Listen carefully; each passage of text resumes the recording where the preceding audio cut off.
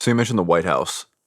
You did a mission that had presidential involvement. Yeah. Can you say anything about that? I don't know what people think with the unit, I guess, with TV and stuff, if they think the president's like calling down, like, "Hey, I need Delta Force to do X, Y, and Z." You know what I mean? It's a very different relationship. And I think this, yeah, this kind of came to a head for me when the Bin Laden raid and Obama administration. They were pretty vocal about saying, you know, this was a 50-50, or we weren't sure. They started framing the decision to go after bin Laden as like a really bold presidential move. You know what I mean? And that really bothered me because I don't go out on 50-50s. You know what I mean? Like, I go after a target when I'm 99.9% sure he's there. You know? So I didn't have anything to do with the bin Laden raid. That's not what I'm talking about. What I'm talking about is this style of communication and warfare. The president doesn't tell us what to do. We inform the president of what needs to be done. Does that make sense? He doesn't know these people. He doesn't know. I mean, we intimately know these terror leaders. We intimately know their networks. And we tell him, hey, so and so is doing X, Y, and Z. And he moves from this place to this place to this place. And our recommendation is when he moves to this place, we take him down. What do you think of that? And then they debate all those things. So you have all these targets that you've advised the National Security Council to include the president on. This is a bad guy. This is why he's bad. Here's what we've recognized as a pattern of life. If he meets this threshold, do you give us permission to go after him? And to me, that was the interesting scenario with this particular target that you're talking about. Was I had um, this interplay at that highest level of they weren't approving it. It was like everyone knew this dude was bad, and everyone knew we needed to go after him, but there was just this slight hesitancy. Um, and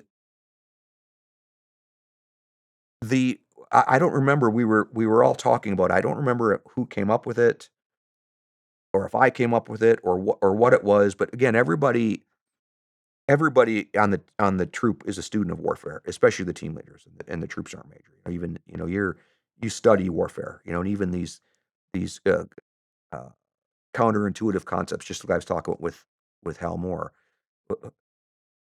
uh, what am I not doing that I should be doing? What am I doing that I need to stop doing? So it's like looking at these things from different perspectives. And we realized there's all this information that's getting pushed about this guy. We know this, we know this, we know this, we know this, we know this. And it wasn't enough to push it over for the president to be comfortable and say launch, you know. So we added a little it's a single line in the report that we pushed up that said, and there's no credible information to think if there's anything else happening. You know what I mean? Or there's no credible information that counters what our assessment is. And once that hit their desks, that tipped the scales. And again, this may not be the true story, this not be the real story, but we have all sorts of liaison officers working up at those levels. And that's what they told me. They were like, look, they were hesitant, hesitant, hesitant, hesitant. And when you guys finally said, and there's no reason for us to think anything otherwise, they were like, oh, because it took out the unknown, right? Like, what if we're wrong? What if we're wrong? What if we misread this? What if it's like, okay, I understand all that, but we're actively looking for anything that contradicts what we've laid out for you, and we haven't seen it. And that was the thing that pushed it over the scales for the president of the National Security Council to say, okay, go ahead and do this. Um, and I find that fascinating. And I hope and and I hope that's a lesson that people are being taught today. Because that after that op, that went into every single concept of the operation, every mission that we pushed up for approval, it had that in there. And it wasn't just lip service. It was our intel people actively looking for not just what is proof of what it was we were looking for, but is there anything that contradicts what it is we're looking for? And that's a very different way of looking at a target. It's a very different way of looking at things. And it continues to this day with skull games. Is there anything that seems to say this isn't our guy? Is there any reason to think that this guy isn't here? You understand the nuance of that? Like here's a piece of information that you weren't even looking for, or if you were looking for it, you ended up you kind of dismiss it like, oh, this doesn't fit in. Um, so yeah, there's a million lessons, and someday we can talk about them more. But to me that's the biggest lesson. Again, from an officer point of view, the actual op, easy day. We done it 1,000 times. It was 1,001. Nothing special about anything. The op took minutes, but it was this planning and this understanding.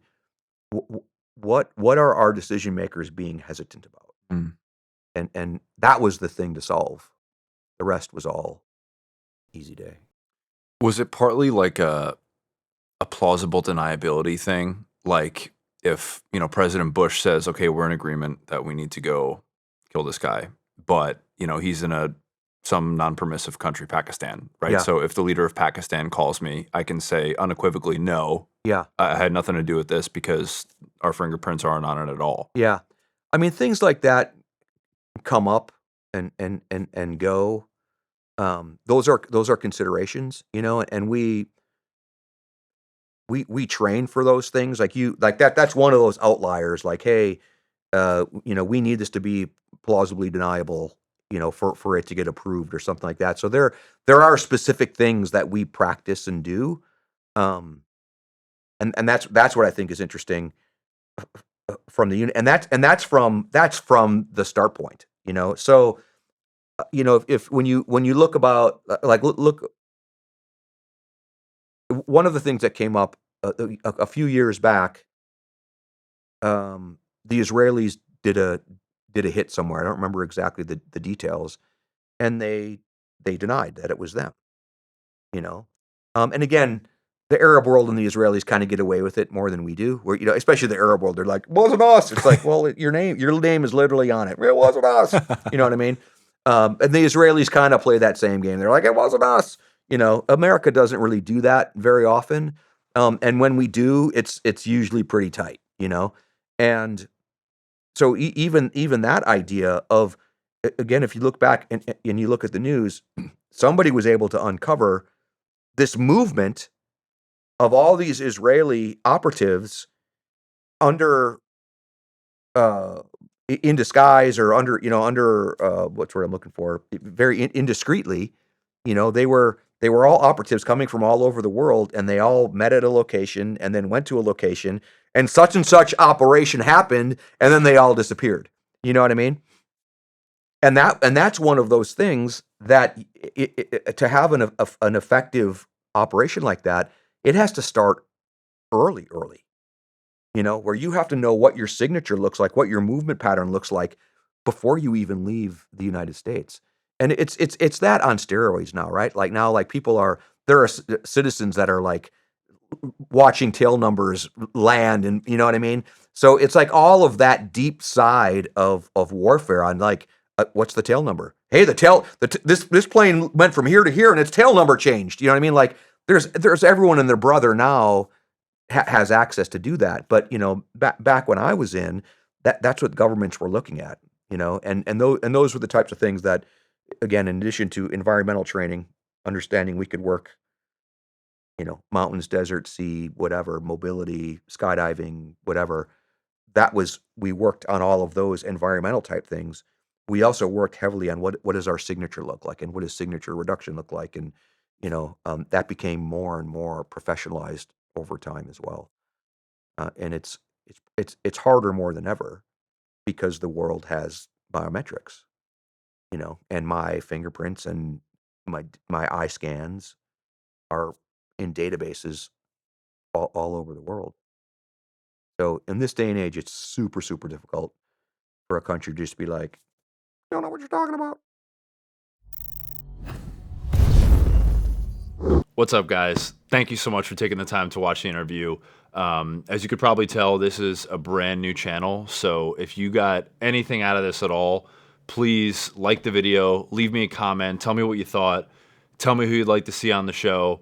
I see every like, I read every comment, and I appreciate all of it, especially in the beginning, because as you know, that kind of support goes a long way on these platforms. So most importantly, I have some awesome guests coming up in the future for interviews. So please subscribe to the channel so you don't miss any of them. But again, thank you for your time. Appreciate the support and hope to see you again soon.